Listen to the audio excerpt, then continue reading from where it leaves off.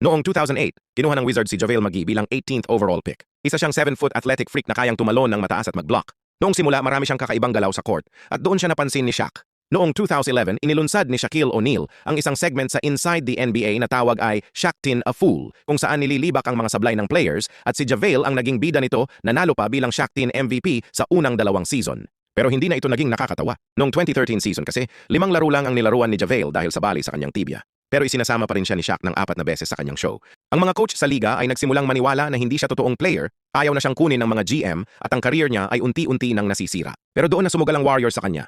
Noong 2017, pinirmahan siya ng Golden State sa isang non-guaranteed contract. Inamin ni Steve Kerr na nagkaroon siya ng maling tingin kay JaVale dahil nga sa Shaqtin' a Fool. Pinatunayan ni JaVale ang sarili, naging mahalagang rotation big at nanalo ng back-to-back championships noong 2017 at 2018. Pero heto ang hindi inaasahan ng lahat. Bago ko sabihin ang huling detalye, kung nagugustuhan niyo ang video, pakipindot naman ang follow button. Nanalo si JaVale ng pangatlong ring kasama ang Lakers noong 2020 at kumuha rin ng Olympic gold sa Tokyo.